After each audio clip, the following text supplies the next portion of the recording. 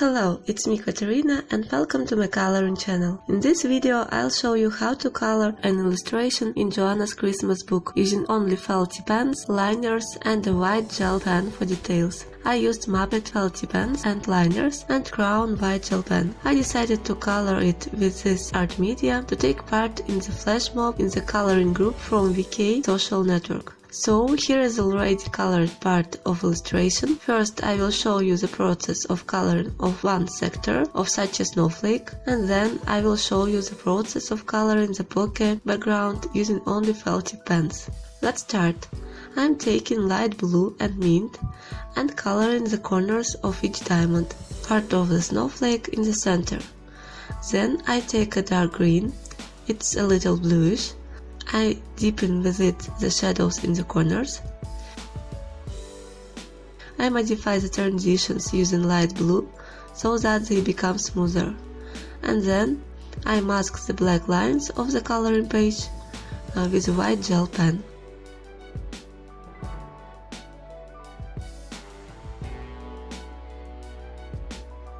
Next I start coloring the leaf. I take the same mint as a base.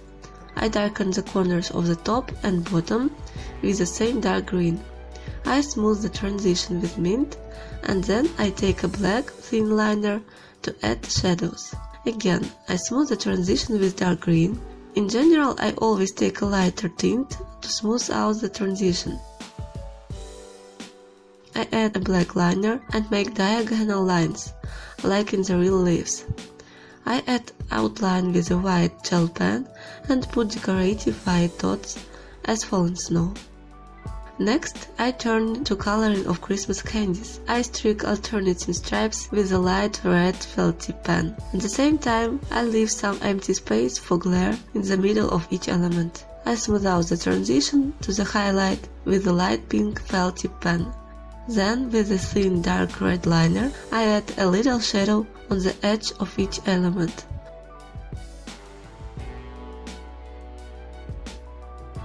The rest of the alternating elements form in a light pink color, applying it only along the edge, in places where a shadow is needed. I color the shadow under the bow and under the bird with a grey felty pen. Then, with a white pen, I mask the black lines of the light pink candy elements. I color the bow first with a light red felty pen, while leaving a place for the highlight.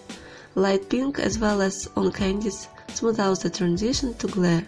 With a dark red felty pen and a dark red liner, I prepare this transition to the shadow. And then with a black liner, I color some places for the shadows. Immediately, while the black is not dried, I drag this color with a red liner to make the transition smooth. I color the edge with a white pen, as if the light is reflected from the bow. Then I color the ribbon with the same colors, leaving a highlight in the center of each section, and draw the shadows under the bow and below the edge of the tape. Then I color a little bird.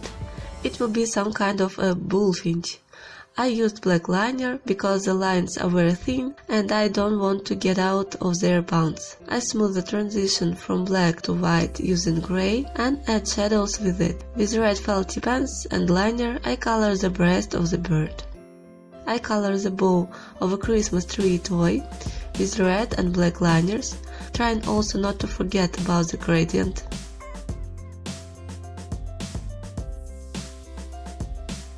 At the Christmas tree toy itself, first I set a highlight in the middle with a pink felty pen, and then I pass through the red and dark red to completely black at the edges.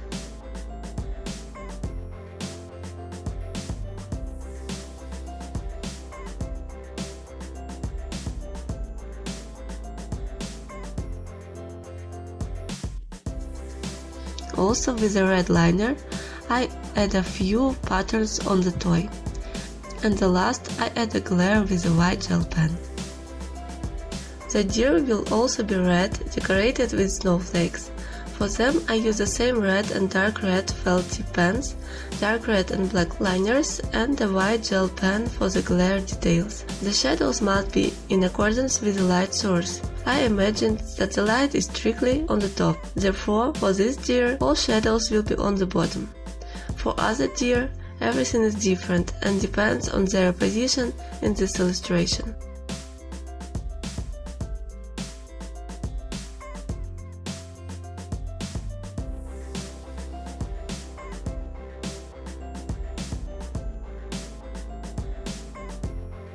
Next, I color the mistletoe. The berries are also red with a glare in the center and a shadow at the bottom edge.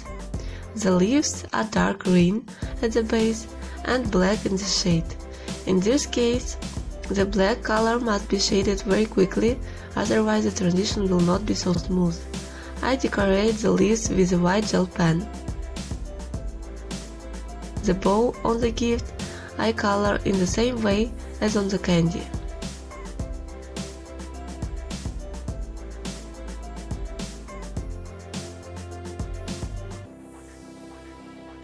For the gift itself, I use the same red colors as for the Christmas tree toy and deer.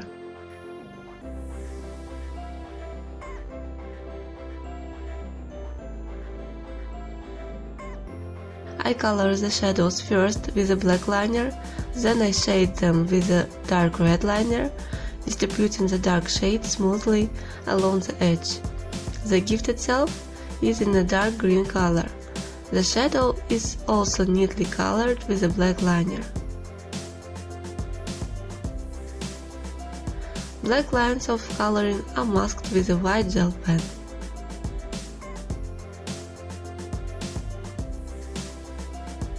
I proceed to the most interesting, bokeh background.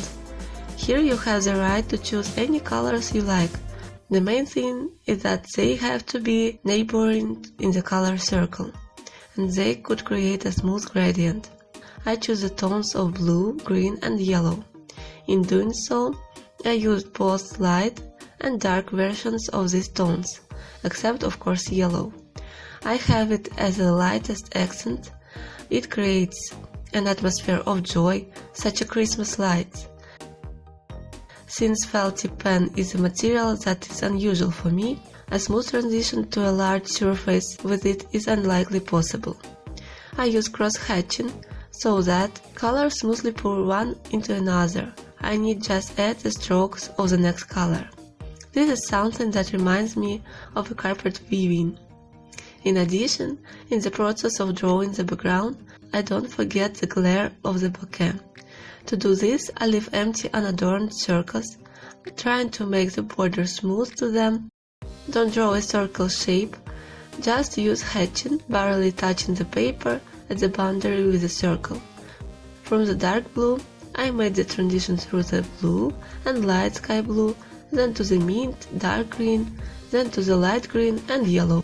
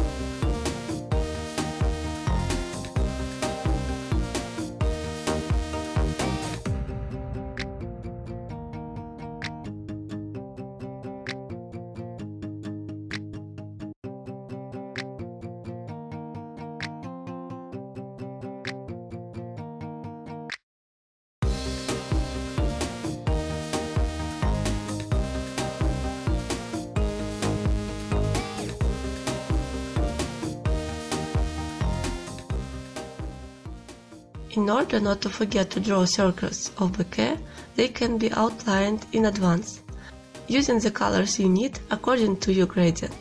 It is important not to use blue immediately after the yellow, for example, since a sharp transition will not turn out beautiful. Moreover, I want to note that this method of drawing the background is suitable not only for working with felt tip pens, but it will also look great with hard pencils. It is important to train your hand so that cross-hatching would look neat and the lines would be straight. In addition, I'd like to note that the process of drawing such a background brought me many positive emotions. It is a very meditative process, a real anti-stress. I advise everyone who wants to get distracted and without thinking about any other things, try this method on the paper. Another point that I would like to note for you, try to make the border of the transition from one color to another not straight, but with such a slightly turned edge, reducing pressure. This should be visible from the video. Also, I advise you to choose coloring books with one-sided illustrations. I often color this book for this reason, and also because there is a good and thick paper here. So Johanna's Christmas is my field for experiments, and I'm not afraid of spoiling it.